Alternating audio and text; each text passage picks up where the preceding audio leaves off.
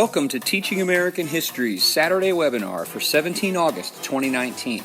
Today, Dr. Chris Burkett and Drs. Sarah Morgan-Smith and Jason Stevens will be discussing the colonial American preacher and theologian Jonathan Edwards. This is the first in our American Minds series of Saturday webinars for the 2019-2020 school year, in which we will look at a diverse selection of Americans who had an impact on our ideas, our letters, our politics, and our public life. Thanks for joining us.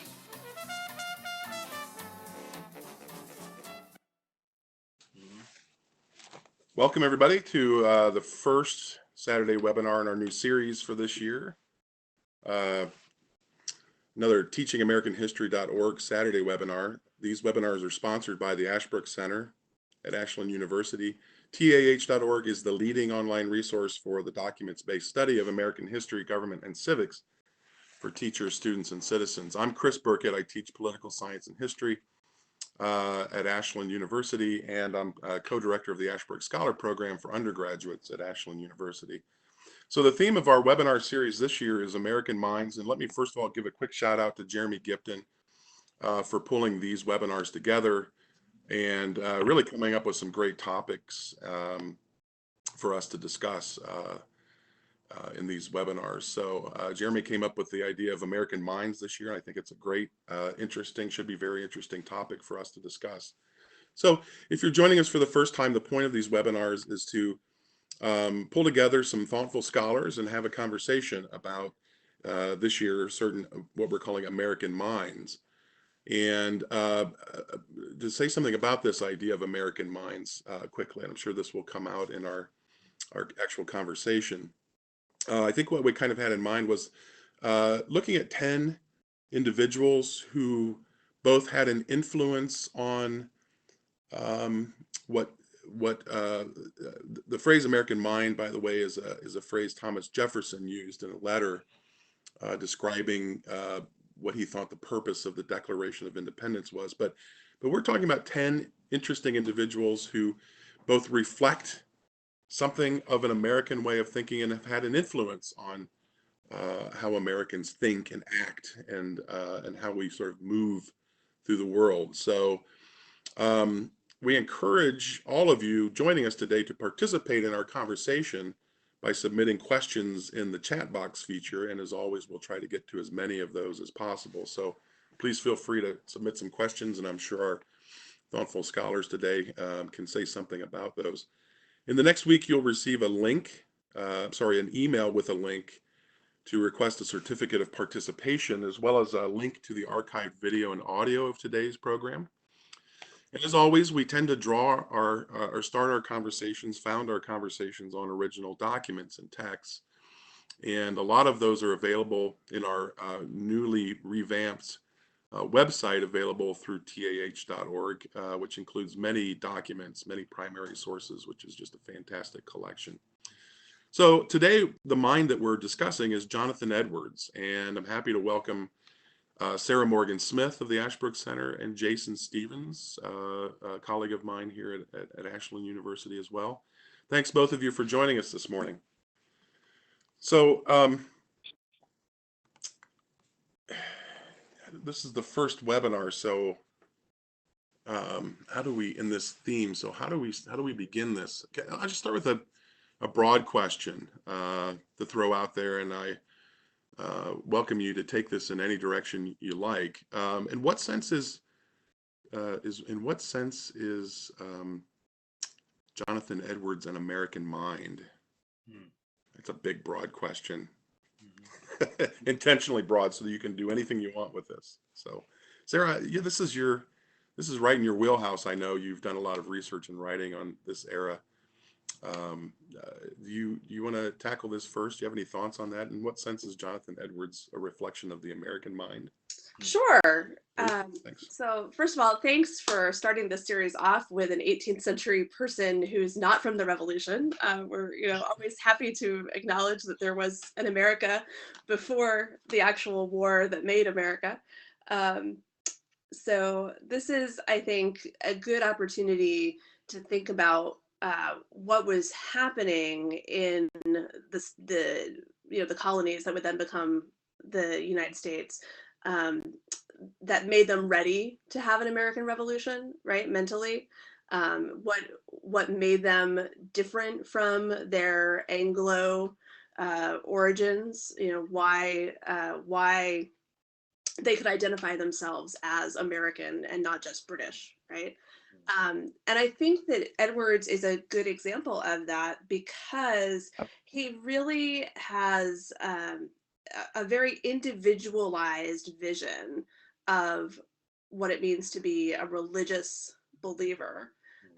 And that individualized or individualistic mentality, I think, is essential to what becomes the American emphasis on rights and liberty. So I would say at a baseline, he's helping to create that sense of self-government as, okay, I have this ability to make decisions about the most important things, right? Religious things. And then that carries out into other areas.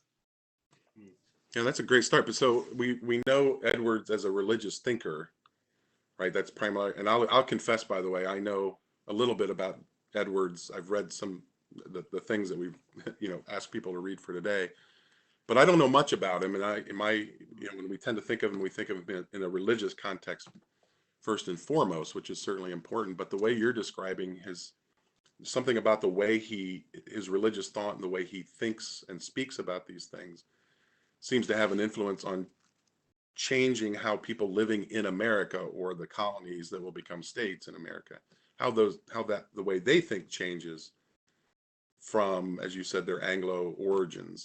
I think that's a really interesting idea, because again, we're taking the theme. The term American minds comes from this letter from Thomas Jefferson, where he says, look, there's this certain way of thinking that Americans had in 1776, but certainly it didn't happen overnight, right?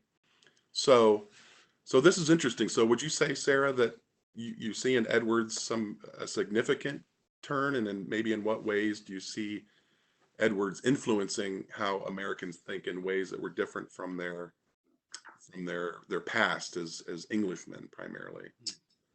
Sure. And I want to make sure that Jason gets a chance to say, Absolutely. if he thinks this is maybe a different approach to the idea of an American mind. But I will say just a little bit. I really think for Edwards, the emphasis shifts from being a part of a congregation of like-minded individuals who understand their religious tradition in a similar way, and who gather together, and have this shared worship experience and sort of test the truth of their religious beliefs against that shared communal experience and understanding. And then because of the revivals that he oversees in the 1730s that kind of blossom into the Great Awakening in the 1740s. And obviously Edwards is, not the only person involved, but he writes quite a lot about it and helps to publicize it and sort of create not a dialogue, a set of shared language for describing the experiences and everything. And so that's why I'm giving him credit for this. That Great Awakening mentality shifts from the centrality of the corporate worship experience to the individualized experience of the believer, and people, leaving churches because they don't like the preaching that they're hearing, and all of that kind of gives you experience of, well, if I can leave a church, then I can leave, a political association. And I mean, it's an extrapolation, and there are things that have to happen in between, but that's what I'm thinking. Yeah, if I can jump in on that, I mean, I think that's exactly right.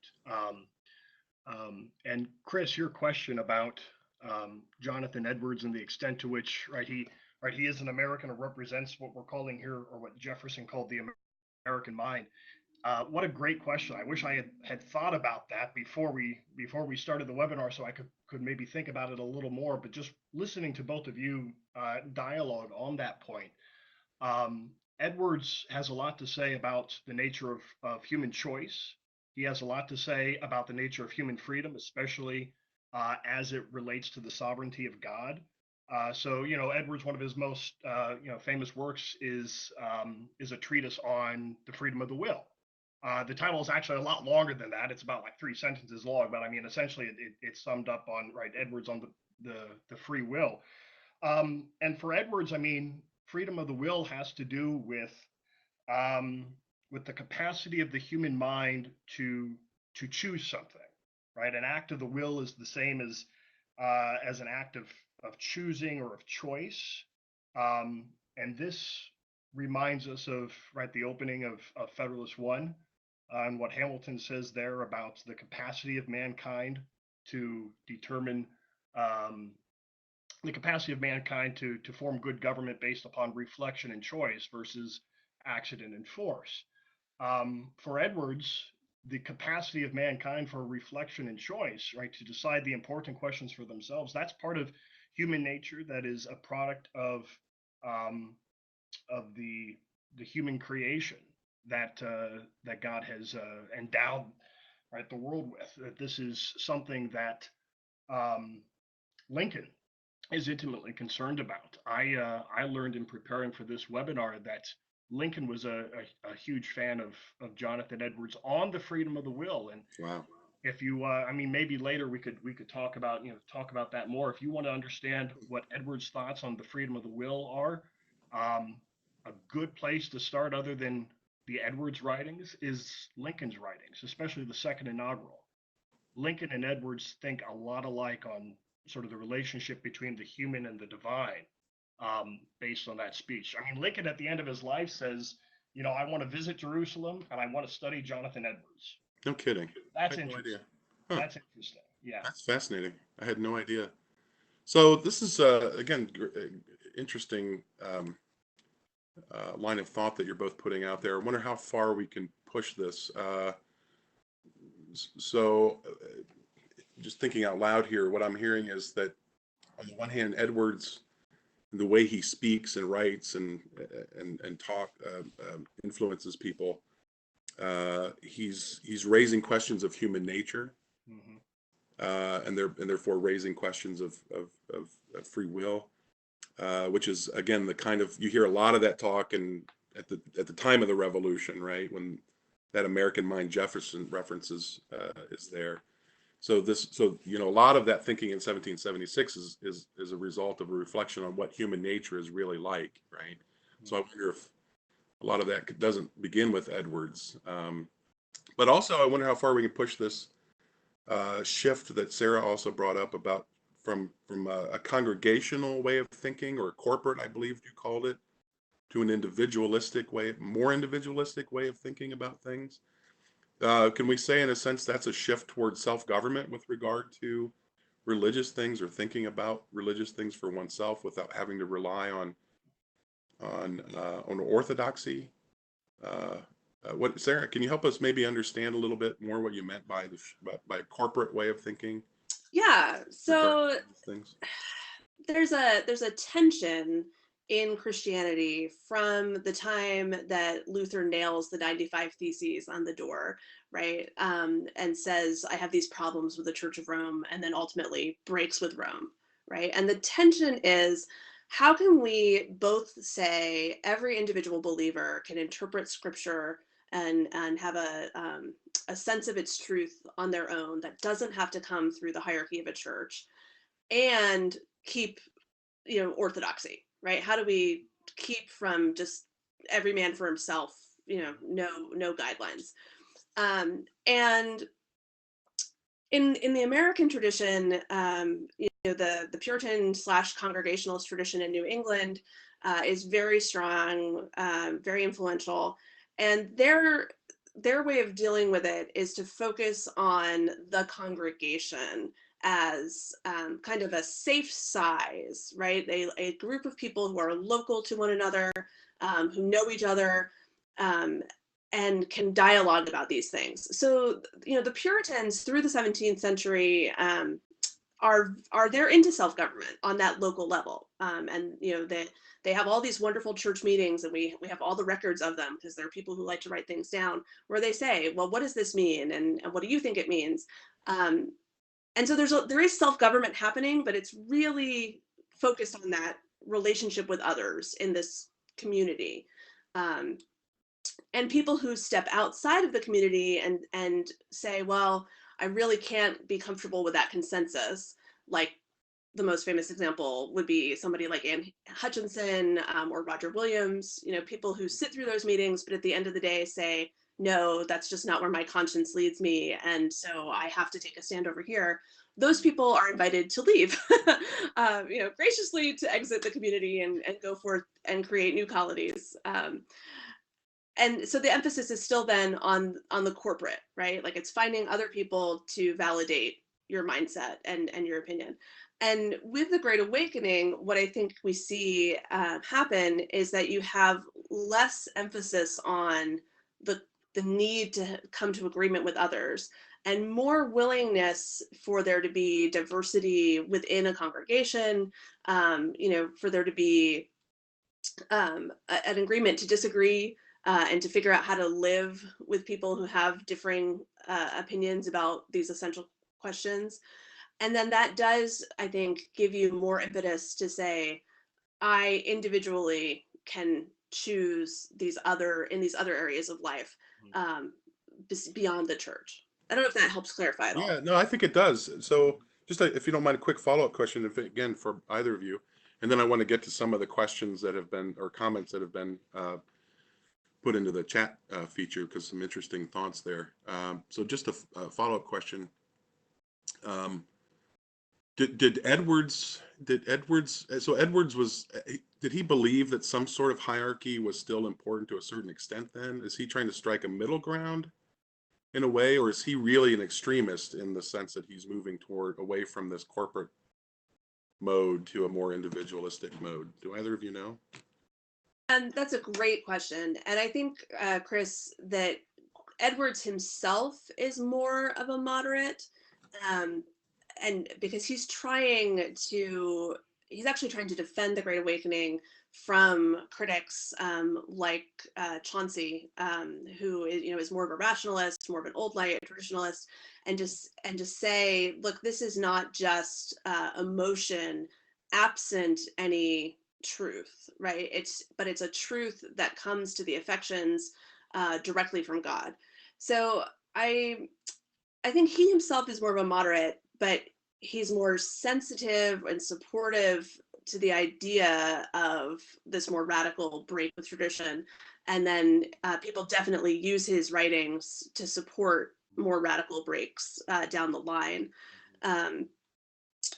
The other thing I would say is, we can't forget that Edwards is actually kicked out of his church for being too traditionalist, right? His church in Northampton. Too traditionalist. Wow, I didn't know that. Yeah. So when his grandfather, Solomon Stoddard, died, Edwards became the sole pastor in Northampton, and he was the pastor there for almost 30 years. But during that period, when there were these revivals and people are wanting to join the church, he had a lot of controversy with his congregation about what the standard for church membership should be. And he actually wanted it to be more rigorous, more, old school, if you will, than these leaders in his church did. And they ultimately asked him to leave. And he, goes on to what was the mission front at the time, Western Massachusetts. Wow, I didn't know that. That's fascinating. Yeah. So if you both of you don't mind, there are a couple of some interesting comments and questions coming into the chat box. Dustin had written earlier, we tend to focus a lot on the Enlightenment with developing an understanding of the American Revolution, but what was the greatest contribution of the first Great Awakening with the movement toward independence? And again, we've kind of hit that on a broad level. So if either of you would like to follow up on that question and answer in a different way, that would be great. But I also can I tweak that question a little bit? I'd also like to know your thoughts, both of your thoughts on whether you see an influence of Enlightenment thought on Edwards. To what extent is Edwards influenced by Enlightenment thinking?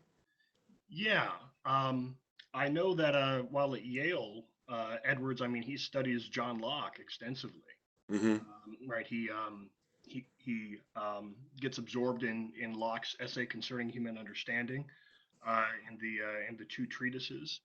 Right, he's familiar with Hobbes as well. In fact, I mean, some say, well, some of Edwards' critics will actually associate him with Hobbes and say, right, Really? Edwards's understanding of politics leads you to this sort of ultimate Leviathan. I don't think Edwards would agree with that assessment, but yeah, he's certainly a product of the Enlightenment, of the Puritans who come to the United States seeking religious freedom in the early 17th century.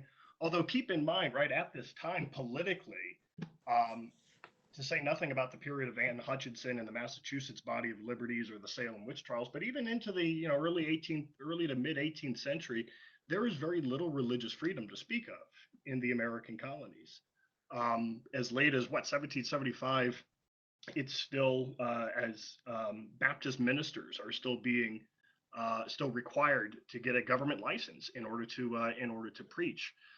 So with this emphasis on individual freedom and the capacity for self-government, that comes along though in an atmosphere that is not entirely friendly to sort of complete what Sarah called diversity in terms of opinions of religion.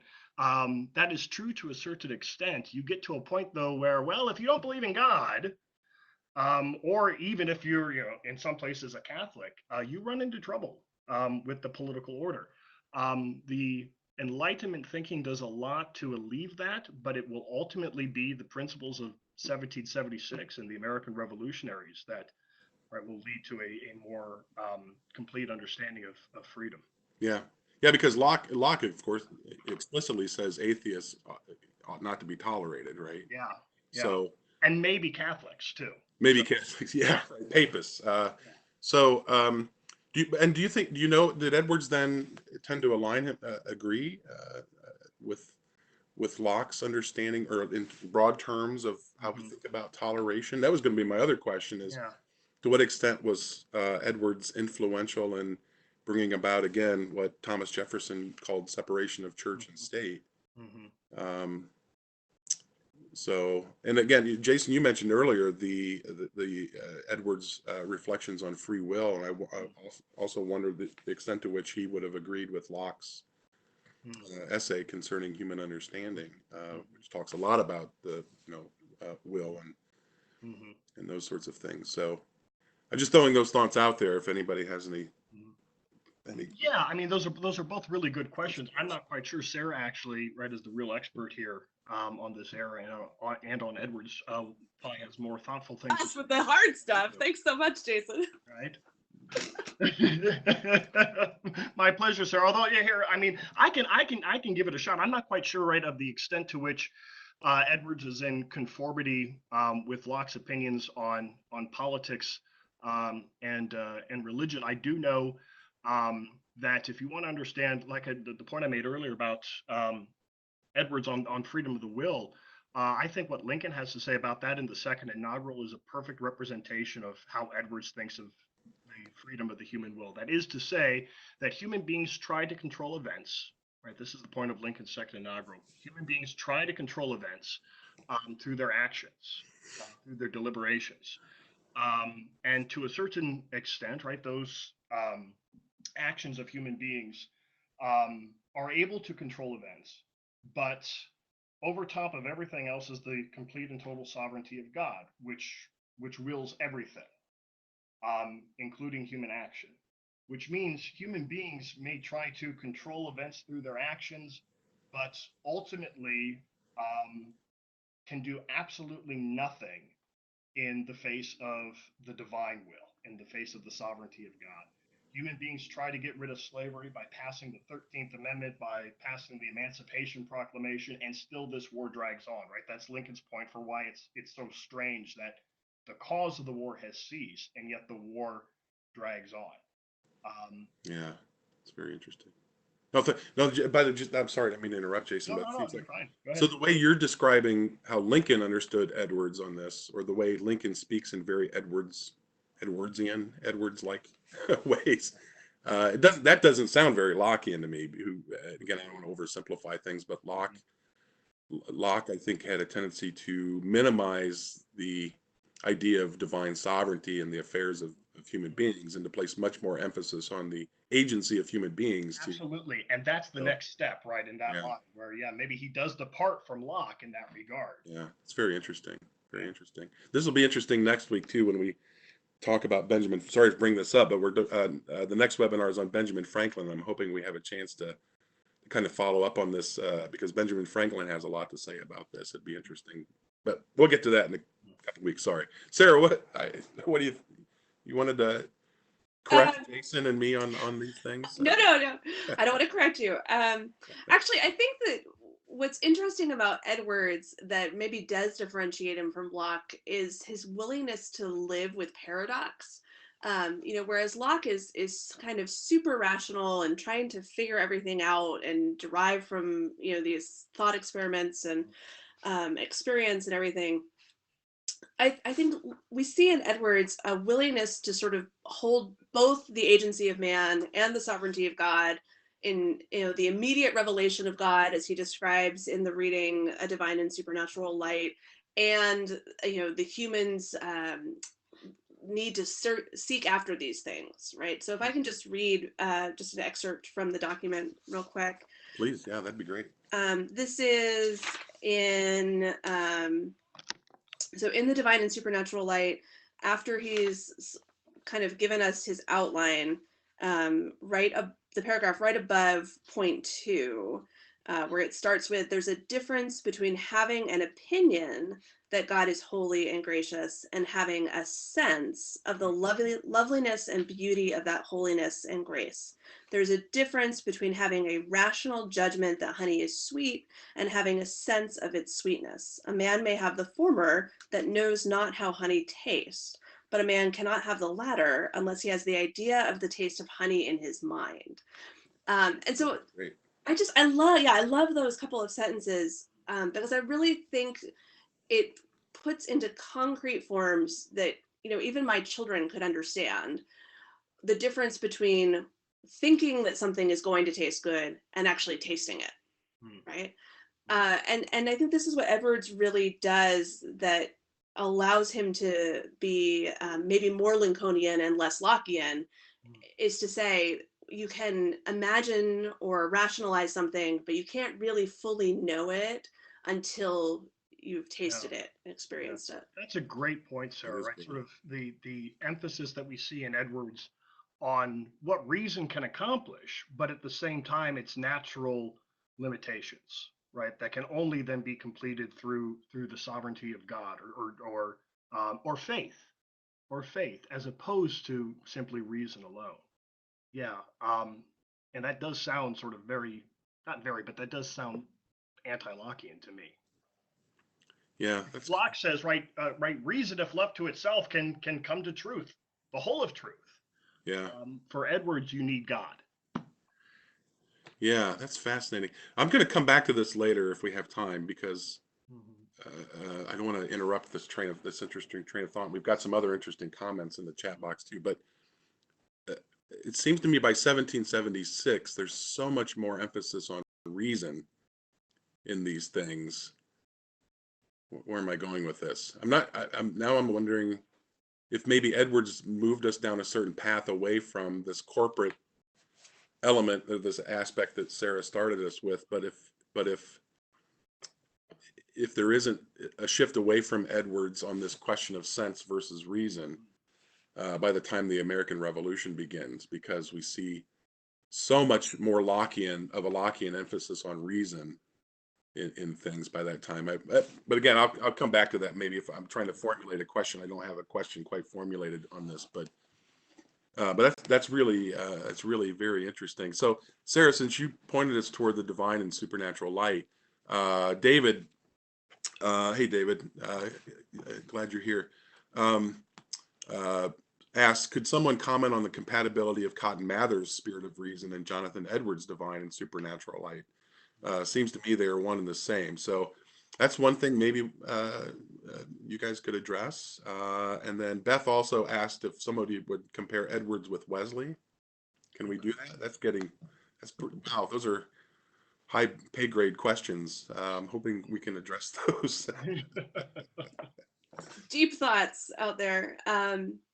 So I would agree, actually, that there's a lot of compatibility between Cotton Mather's understanding of reason and Edwards's, which is one reason why when David and Ellen Tucker and I were working on this collection, we thought it actually made a good pairing to put them together, because Edwards, he's always a focal point for these conversations about the role of religion and the revolution, the influence of the Great Awakening. But we often forget that he was part of a long tradition. And so I think he modernizes that tradition. I think he's very deeply influenced by Locke, especially the essay concerning human understanding and sort of this. It's probably not fair to call Locke a psychologist, but I think Locke is more psychological than theological in the way that somebody like Mather is. But Locke also still has this like one foot in the past, even as he's bridging us forward. So yeah, I think that they're very compatible. They're just using slightly different metaphors and ways of thinking about how to explain this paradox of human reason, God's divine inspiration, needing to work together. Yeah. About Wesley, oh, that's that's not my area of expertise. I'm not so good on the Methodist. I'm not sure about that point either, about comparing Edwards to Wesley. I agree with Sarah about what she said about Cotton Mather. But keeping in mind, right, that Edwards is just one of many of these new lights that come about as a result of the Great Awakening. Edwards, his reputation since, has grown, especially in the last 20 years or so. There's been this resurgence in Edwards scholarship, an interest in Edwards, and he's been characterized as the American Augustine, America's evangelical. That is, of course, I'm glad to see that Edwards getting this renewed attention, especially after. A few decades after his death, he is largely forgotten in that time following his passing in what was 1758, and the lead up to the American Revolution. The American revolutionaries were not talking about Jonathan Edwards. It's nice to see his reputation coming back, but at the same time, right, he's just one of many of those new lights that are responsible for what you see in the Great Awakening. Yeah. By the way, some of the things you've both been bringing up reminded me, maybe it was what Sarah said, Locke was more psychological than theological. And I would agree with that. Psychological in the sense that, taken in the original sort of Greek understanding of psyche or psyche, right?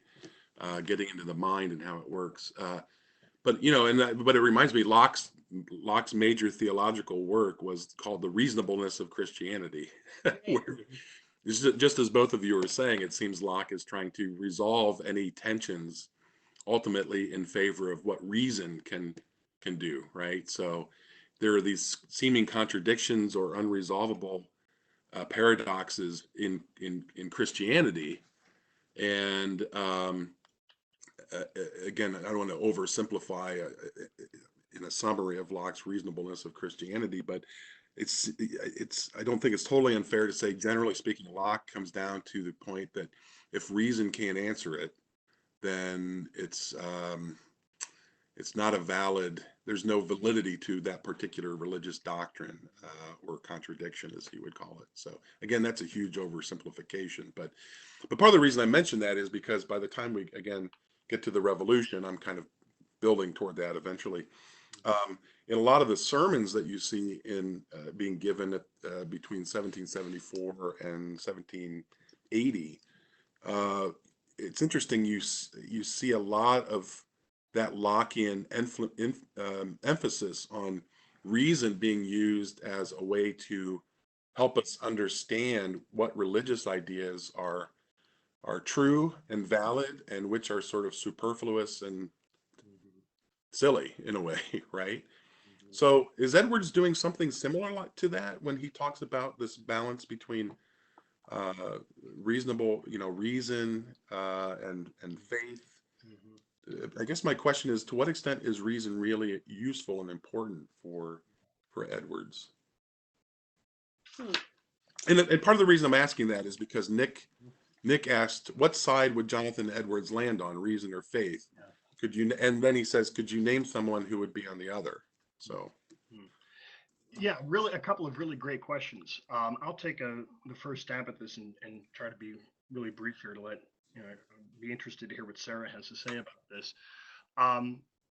For you mentioned those sermons during the American Revolutionary period, and the main point I see when reading those sermons is, well, one of the main points is that reason and revelation can both tell us something about the nature of truth, can tell us something about the laws of nature and nature's God.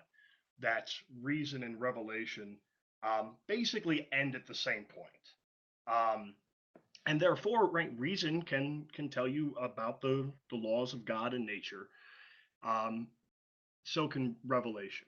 I don't see Edwards disputing that. I don't see Edwards disputing that. So, for instance, Edwards, throughout his life, was a student of the natural sciences as well as theology.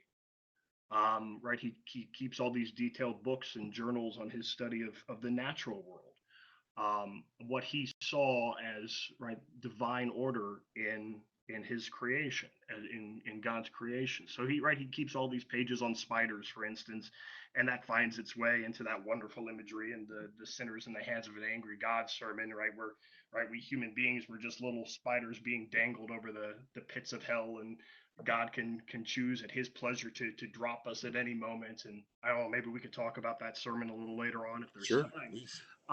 But I don't see Edwards as anti-reason at all. And that's not to say that the question was pointing us down that road. But for Edwards, the capacity for human reason can teach us a lot about the human world, about the divine order of that world. But ultimately, for personal salvation, for bringing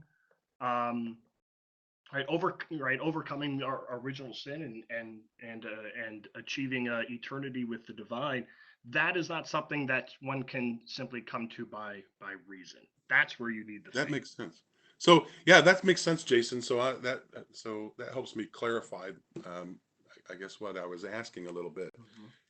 I was thinking of it in a political sense, because the example I always think of is in 1776 and the years leading up to it, there was a doctrine that was held to be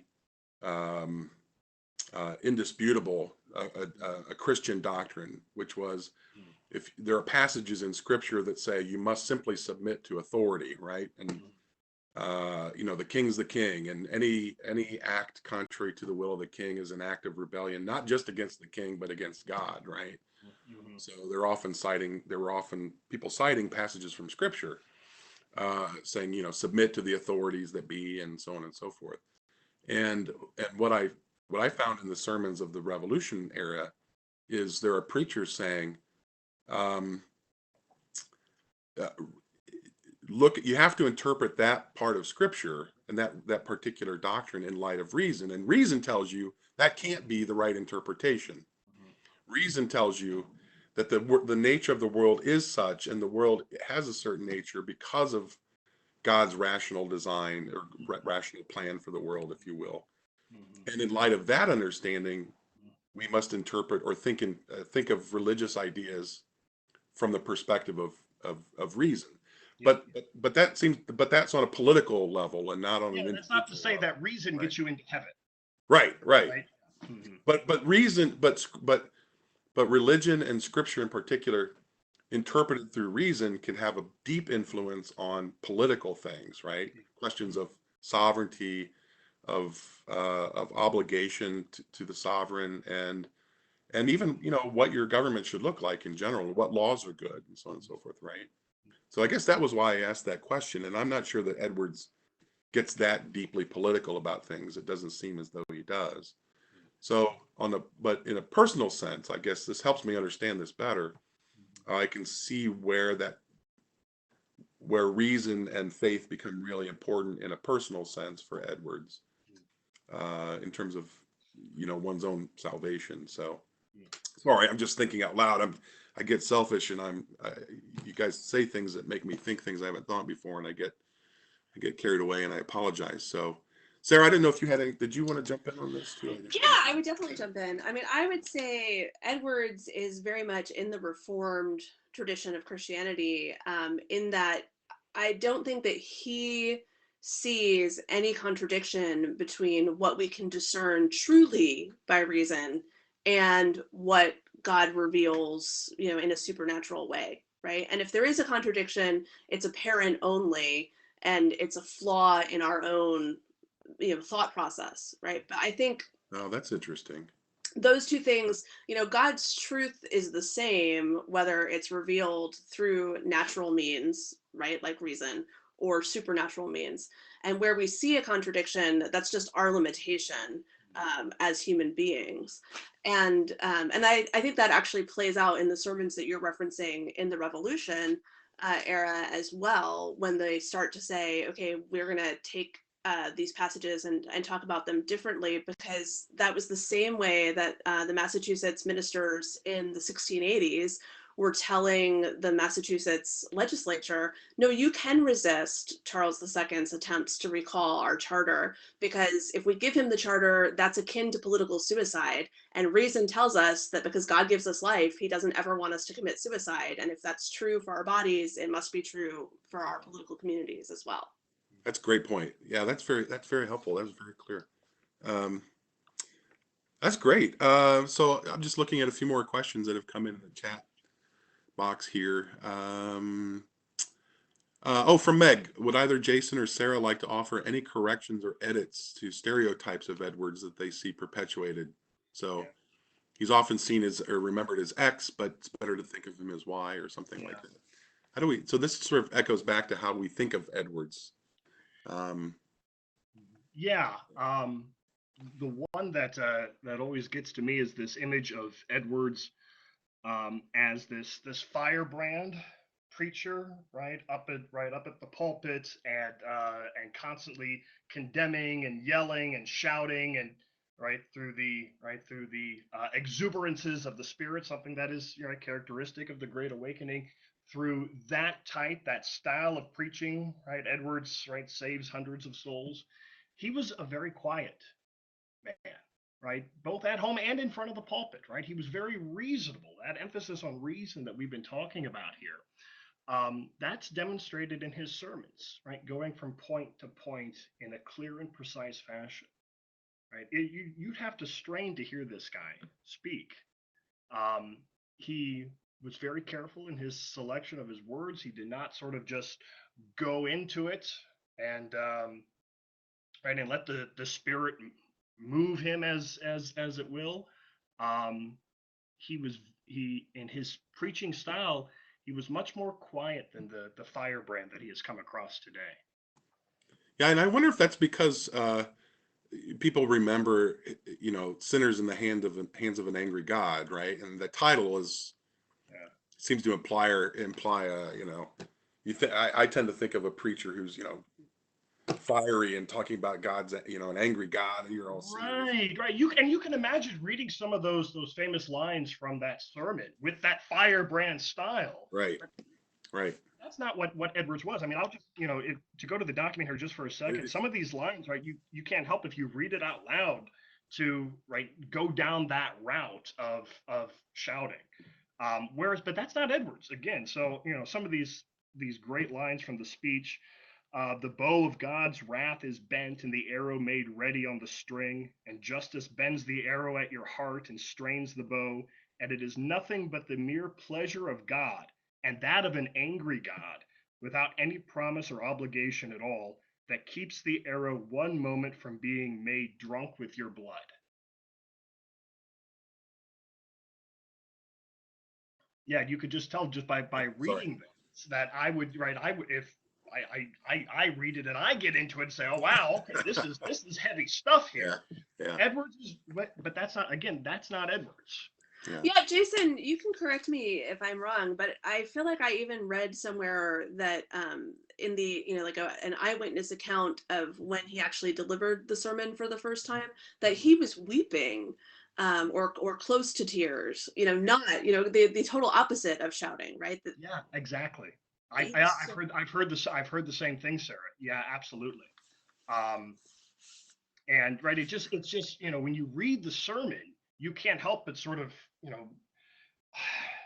think that you have to yell this thing. I don't know, but that's not Edwards. Instead, he's weeping. He's crying over this idea that, right, it's the mere pleasure of God that is saving you from dropping down into heaven.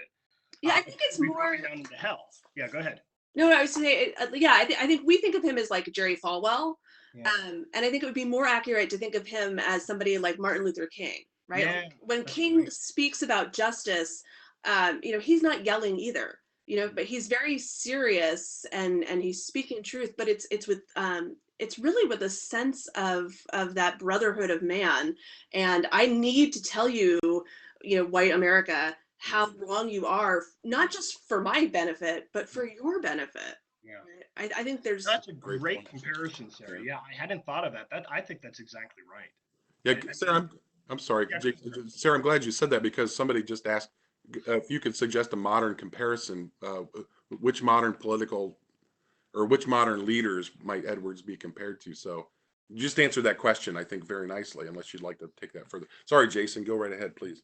No, no, no. I mean, that was wonderful. I think, Yeah. I think that's a good comparison. I think that answers the question you just brought up, Chris. And some of these, just again, going back to the sinners in the hands of an angry God sermon, which I know gets a bad rap at times, but I can't help but love this thing. Right, this is sort of the original Scared Straight um, Okay. All right. tactic here. Yeah. But there are other parts that conform with what Sarah mentioned, right? Sort of, Edwards weeping during his deliverance of this sermon because of his understanding of the human divine relationship and what that means for the human soul and its future, right? So Yeah. just shortly after he talks about, right, the arrow being made drunk with your blood, right, he says this in the sermon. Uh, "'Tis to be ascribed to nothing else that you did not go to hell last night, that you were suffered to wake again in this world after you closed your eyes to sleep. And there is no other reason to be given why you have not dropped into hell since you arose in the morning, but that God's hand has held you up. Hmm. There is no other reason to be given why you hadn't gone to hell since you have sat here in the house of God, provoking his pure eyes in your sinful, wicked manner of attending his solemn worship. Yea, there is nothing else that is to be given as a reason why you don't this very moment drop down into hell." Hmm. Yeah, it's pretty strong, pretty powerful. Scared straight. Scared straight. Yeah. But obviously very appealing to a lot of people, which I always find interesting as well. I mean, he's telling people point blank, you're sinners. And it seems to me part of human nature is that we don't like to be told that we're wrong, at least according to James Madison, right? Yeah. At 10. But here there's a great appeal in Edwards and what Edwards is saying. And again, perhaps it's because people understood that his motive was love of humanity and not simply anger on his part. But so, Sarah, I didn't know if you wanted to answer that earlier question about the stereotypes and correcting those things, but Yeah, I will jump in on there. I agree with everything that Jason has said, in terms of that presentation of him as angry. And I would offer also I think it goes along with this. We often think of 18th century religious figures as like quasi-misogynistic, or at best sort of indifferent to women, if not actively oppressing them. And Edwards, he had the utmost respect for his wife Sarah. They had a very close and loving relationship, where he talked with her about serious theological things. Their letters back and forth are quite deep during his absences. And also his daughters were raised and given a really high level of education for the time. And his daughter Esther, Edwards marries Aaron Burr Sr., right? So the father of Aaron Burr, the guy famously shoots Hamilton, right? But so she, Esther Edwards Burr marries Aaron Burr Sr., and then she moves to New Jersey, where he is the founding president of the College of New Jersey, which becomes Princeton. I had no idea. Yeah, and she has this wonderful. It's kind of like a diary slash letter book that she keeps, and you can read what she was thinking, being at the center of the Great Awakening in New Jersey. Tail end of the Great Awakening, it's the 1750s, right? But you get a sense of what he must have been like to live with because of who she grew up to be, and the way that she talks about her experience in the evangelical world as a woman is very thoughtful. And she does the things that he talks about in A Divine and Supernatural Light, about examining her soul, right? So you can actually see in her diary some of the things that he recommends being put into practice. And so I don't know if that's really a corrective per se, but I would just say that he was actually very supportive of women's intellectual development, and thought of them as fully capable of dealing with these weighty matters, as any man would have been. Sure. No, I think that's something that's not widely known. So I think that was, and when you put it that way, by the way, now I think I think see how the influence of Edwards toward thinking more individualistically about religious things, it had to have opened doors for women to be thought of as more equal in that just that ability to think for themselves about religious things that probably over time turned into greater and greater political equality or opportunity as well. So I think that's a great point. Are those so that diary, is that of his daughter, is that available? Yeah, Accessible somehow, Sarah? Yep, Yale University Press has published it. Yale University Press. And what about the letters between Jonathan and his wife Sarah? Are those available? Do you know? Have you seen those? Some of them are, and I think they all will be eventually as part of VL's complete works of Jonathan Edwards. And I should also mention, we actually have an excerpted version of Esther Edwards Burr's journal on the Teaching American History website. So if you search for her, you can get kind of my favorites from that. That's great. Great, thank you. Sorry, Jason, did I cut you off? No, I just had a question. Sarah, correct me if I'm wrong. Wasn't Edwards also, didn't he also have like 10 sisters? Is that right? That's right. Remember this correctly, right? He's one of 11 children. He's the only boy. Is that right? I think so. Yeah. Wow. Okay. Mm-hmm. That's fascinating. That's great stuff. I'm going to shift gears a little bit here. I'm going to throw one of my own questions out because I actually just want to know this. And then I want to come back to some other good questions that have come in the chat box.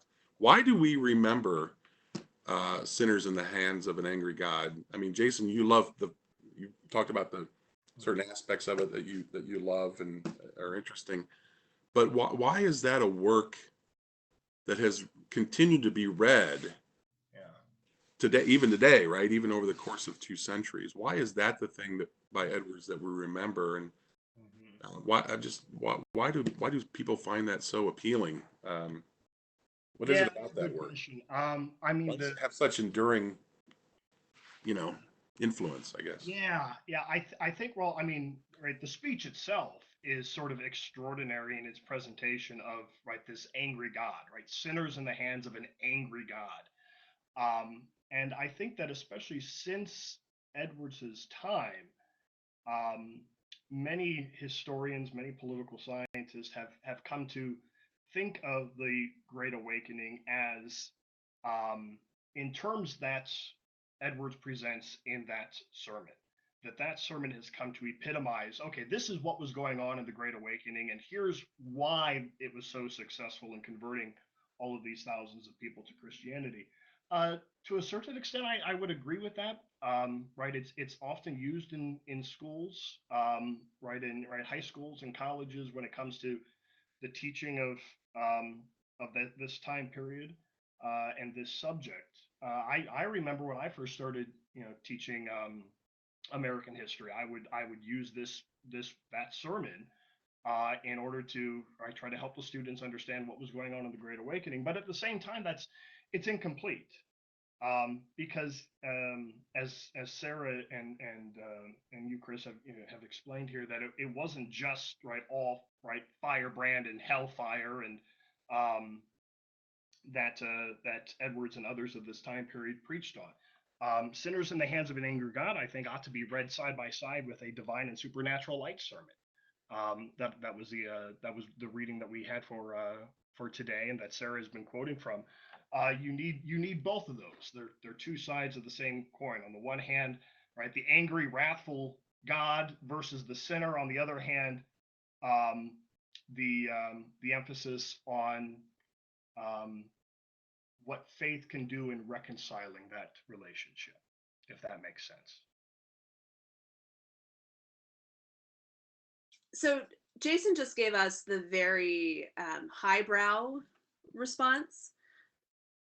I'm hoping you guys can hear me. I can hear you. Okay. Oh, good. Chris, are you still there?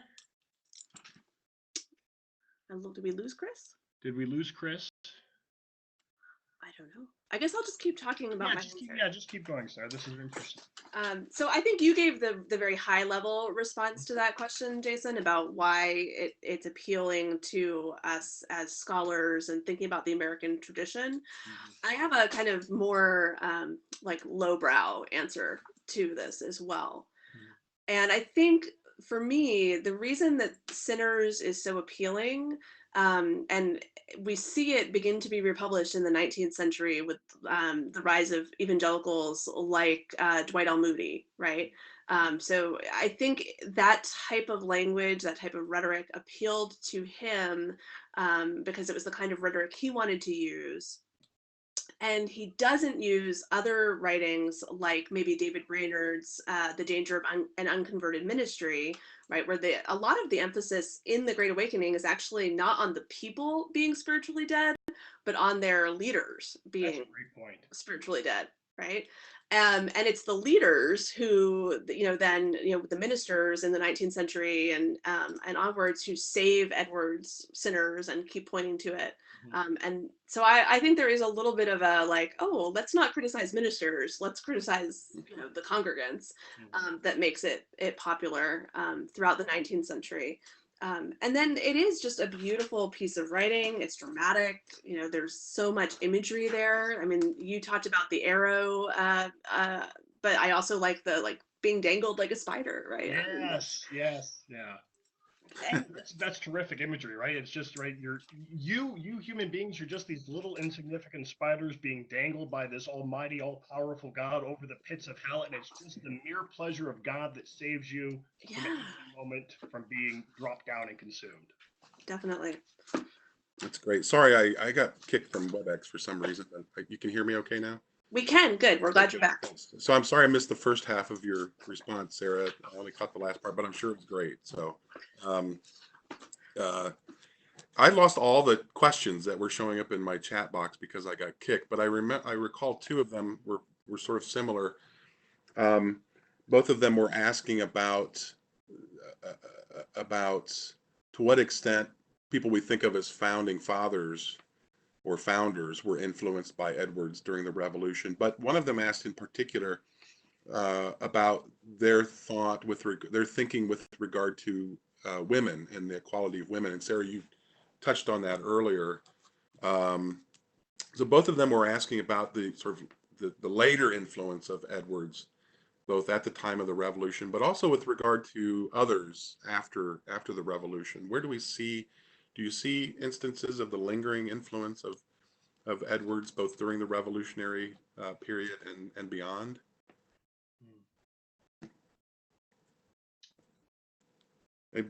Any takers on that question? Did you lose me again? No, I hear you. I wasn't sure if Jason was going to jump in. So. Oh. Yeah. I was thinking. I mean, Sarah, yeah. That's a tough question. That's a tough question. Yeah, it's very tough. I'm still trying to formulate my thoughts on that. Yeah, Sarah, if you don't mind, take a stab. Yeah, sure. I'll take a first stab. So I would say there are a couple of different ways you could approach this question. One is if you think about the Great Awakening as a relatively short and discrete historical event, say it starts in the 1730s and ends by 1754, then you can say by the time of the Revolution, late 1770s, there's kind of a resurgence of interest in that type of evangelical sense or emotion heavy version of Christianity. And so you could say, okay, that's a revival or a resonance of Edwards. There are some scholars who say the Great Awakening is the first Great Awakening is actually a much longer historical event.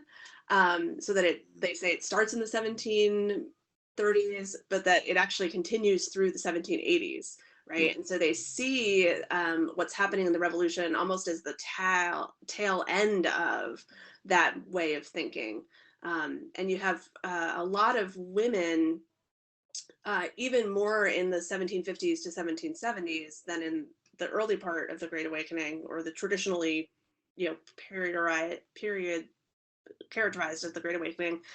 You see more women who are really, they've benefited from this way of thinking about individual, grappling with scripture. They've had more education, and they're being encouraged to do the kind of self-reflection than in that earlier period. So I would say that there is an influence on women, whether you see it as continuous over that time period or generational, but that we definitely see the benefits of it in the way women's education improves in the 1770s, and then that goes on to become part of the legacy of the revolution, right? Like the whole Republican motherhood, women are the first teachers of citizens, and so they themselves need to be thinking about important self-government type things. I mean, we're aware of the limitations, that's the right term, politically, for women in the political realm, right? I mean, I think there are some advances that are made up to and through the revolutionary period for women politically, but we know there are some strong limitations there. But I'm just in a private sense, I wonder if, again, Sarah, the way you're describing this, how do I put this? I'm trying to think of the right. You can correct me if I'm not putting this the right way. I'm thinking of Tocqueville, who later writes in the 1830s. Americans, even though women are very limited in the political sphere, Americans tend to have a very high esteem for women. Men have a higher esteem for women in America than they do in Europe, and certainly in France, as Tocqueville says. I wonder if, in that sort of private sense, that esteem that women have isn't influenced or enhanced because of their ability to participate more fully and freely in religious things. So, Sarah, this is a more specific question. Do women play a more influential role in religious things in general during the Great Awakening?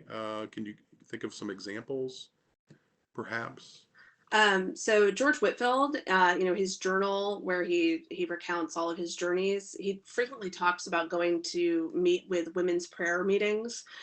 So we have that sort of Tocquevillian associational impulse, right? So women are getting together, they're organizing these meetings. They're gender specific, but they're still, they're the ones who set the rules for the meeting. They're the ones who run the meeting. They get leadership experience in those ways. And then those meetings are actually encouraged by the male leaders of the male ordained leadership of the congregation. And those meetings then become important in practical, not just religious ways, right? Because they become the locus for a lot of charitable work and reform efforts as we see the 18th century go on and then into the 19th century. The Ladies' Aid Association, right? It starts often, if you look through the notes, as a prayer meeting or a women's Bible study, and then it becomes, oh, well, our faith tells us that we're supposed to do things to help the poor, or our faith tells us that husbands shouldn't be going out and getting drunk all the time, and so we're going to become temperance advocates, or whatever the issue might be.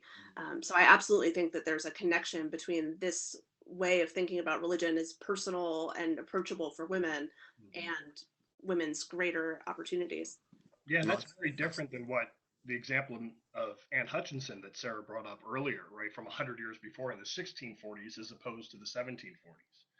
And Chris, your reference to Tocqueville just reminds me of something else that Tocqueville says in that great book of his about how the Puritans may in fact be the real founders of the American regime. I don't know if I agree with that. I don't think I do. But certainly, right, in the course of this conversation, right, we've seen how, right, they're not night and day, right? They, actually, right, the founders and Edwards have a lot in common in how they understand human nature and how they understand the purpose of government. And again, I don't see many revolutionaries citing Jonathan Edwards or his writings, which are not widely available. Keep that in mind too. I mean, his treatise on original sin is only just published after his death, but many of his works that have come down to us, I mean, were completely unpublished. He was not widely read during the American founding period, which is why you don't see guys like Jemmy Madison or Jefferson or Washington or others citing Edwards. Although that's not to say that that the American founding principles are contrary to Edwards' ideas that we see in those sermons and writings. I think there's a lot to be said there for conformity in principle. Well, Yeah. and don't forget Princeton. I'm sorry. Go ahead, Sarah, please. But Princeton is a hotbed for the Great Awakening, actually. Yeah. Jonathan Edwards' daughter and son-in-law are there, and then Edwards will actually briefly serve as the president before he dies of smallpox in the 1750s. And you have, Madison and all these guys who are being educated there. So his influence and the influence of others like him, I think, in the educational system that produces the founders cannot be underemphasized. And that point, Great point. I just happened to remember, right? John Witherspoon, I mean, takes over as president of Princeton, and he will be one of the signers of the Declaration of Independence. That's a great point. That's a great I hadn't thought of that, actually. So there is a connection. It may be indirect, but it's there. And it's Witherspoon there. loved women. He actually goes over to Scotland and recruits an important female reformer and brings her back to the Mid-Atlantic to help to do women's reform and ministry here. That's fantastic. Yeah. And I'd forgotten what a hotbed Princeton was, as you described it, Sarah, I think, right? I mean, it really was the sort of intellectual, in many ways, an intellectual base of opposition, right? And I know it primarily through studying Madison, but Madison was, as we know, a very hot-blooded revolutionary and hated monarchy, and probably had a lot to do with his studies with Witherspoon, especially theological studies. So that's a great connection. So I've got two really interesting points here, and I'm hesitating on which one to throw out. So maybe I'll just shirk my responsibilities as a moderator and throw them both out for you to pick from. I don't know, you may be able to see them. One of them, I think, actually, we'll start with, maybe we'll just start with Nora's, because it was along the lines of something Jason was just talking about, I think. So Nora writes, in terms of the growth of democracy, is it fair to say that as Edwards preaches, we are all sinners before God, equal then in God's eyes, then we are equal to each other, and the king is no better than we are? I think that's an interesting thought. Is the way that she's putting together, sort of piecing together the logic of Edwards' argument here. Because I don't think Edwards ever makes that argument with regard to monarchy that I'm aware of, right? That the king is our equal, but it seems to follow in a logical way, doesn't it? Look, that's a great point. That's a great point. I haven't put much thought into that, but right, once you begin questioning the orthodoxy of the divine human relationship, it's not that far. You're not that far away from questioning the king subject relationship as a result, if that makes sense. Yeah. So the king can be a sinner too, right? Mm-hmm. If he's a human being and you follow the logic of Edwards' argument. It seems to me it's just one or two steps, maybe 5 down the road, but that's very interesting. So the other question had to do with, and Sarah, feel free to jump in on any of these, but the other question was from, I'm not sure how to pronounce that. Edwards was influenced by his missionary approach to natives. Does anyone know if his approach to female equality of educational opportunity in society was influenced by his time with American Indian culture? Do either of you happen to know this? That's a very specific question. because doesn't his missionary activity come later in life after he leaves Northampton? I don't Yeah, know. I thought so. Yeah. Okay. Okay. Yeah. So So maybe then it evolved. The end of the question is whether his thought on these things evolved over time, and maybe Yeah, it's I don't know the that it extent of evolved. Edwards's relationship with the Indian tribes, but it would sort of depend, what Indian tribes you're talking about. Some have more friendly views of the role of women within the tribe. Others treat them like papules. Hmm. It's sort of I don't know enough to say Edwards was a missionary to these tribes, and this is how those tribes thought about women. Some thought along more uh, along the lines of equality among the sexes, more along those lines, while other tribes not so much. I mean, Jefferson talks about this in his notes on the state of Virginia, for Right. instance, but I don't know what Edwards has to say on the matter. Okay. I just thought I'd throw it out there and see if either of you knew. And now we only have a few minutes left, so I'm sorry for throwing so many questions at you here, but there's two good questions worth considering here in our last few minutes. So Stefania writes, it seems that Locke wrote for governmental and social rules of coexisting with each other's. He's not as concerned with where we actually get the truth from, revelation or reason. Edwards' purpose and role was a spiritual contribution to believers within the Christian church. He was primarily concerned with coming to the truth of God, where reason by itself is not enough. So, thoughts on that? She's, I think, asking for your thoughts on whether that sounds right. That I think that sounds right. I mean, I think this would be, you could think of it as a lot of scholars of religion, or even people like Dawkins, right?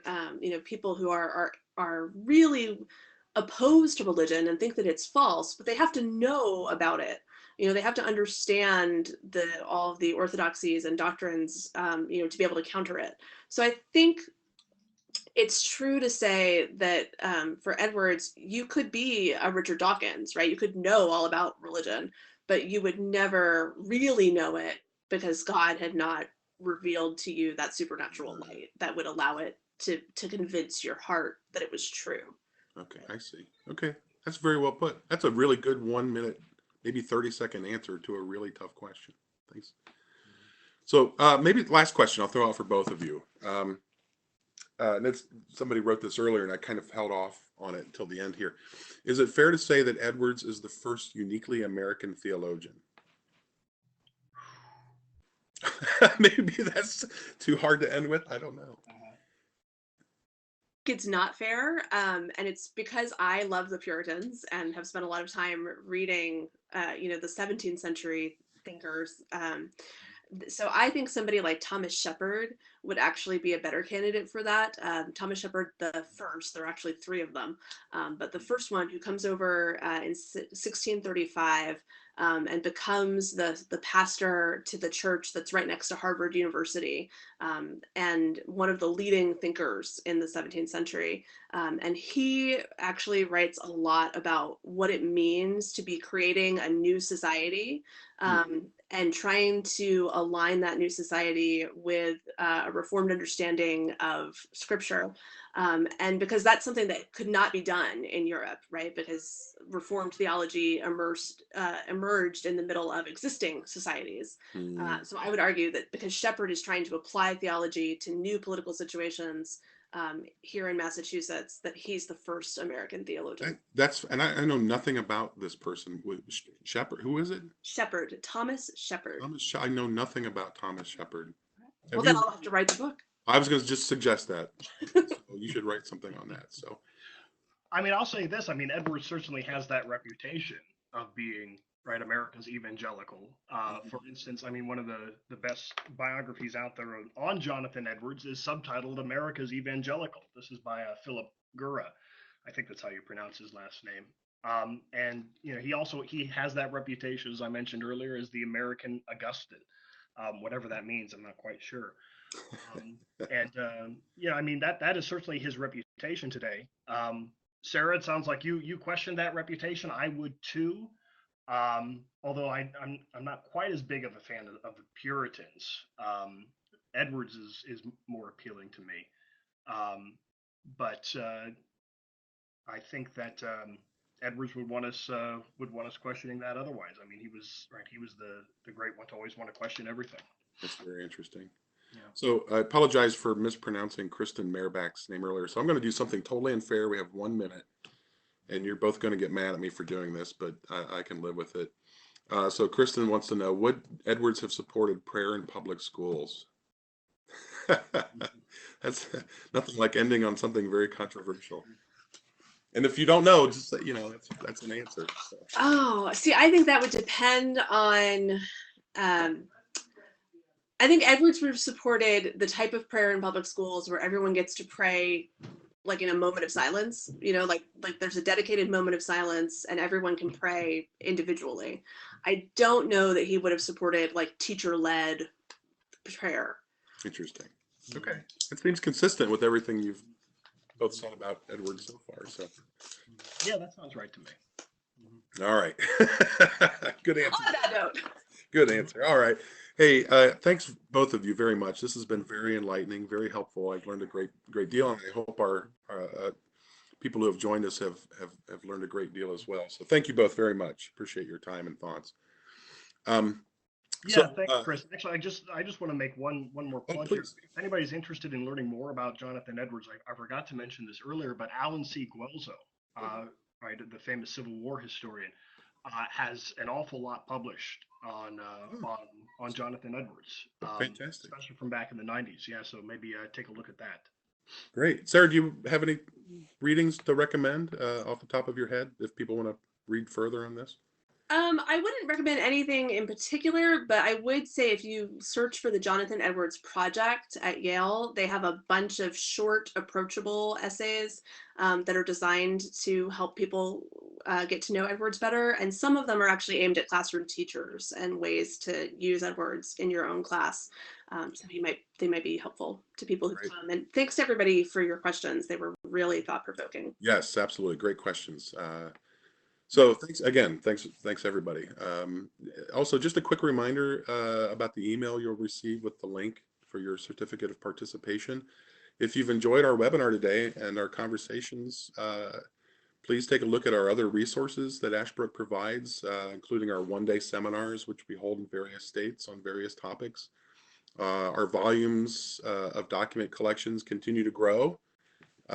Sarah's been doing a lot of work on those, I know, and so you can find information on these things at our TAH.org website, as well as information about our graduate courses in these things. So take a look if you get a chance and see if there are things that can be useful to you. Our next Saturday webinar will be on Benjamin Franklin, as I mentioned earlier, and that will be on September 7th. And that will be with Todd Estes of Oakland University and David Tucker of the Ashbrook Center. So hopefully you'll be able to join us for that one as well. Until then, take care. Thanks.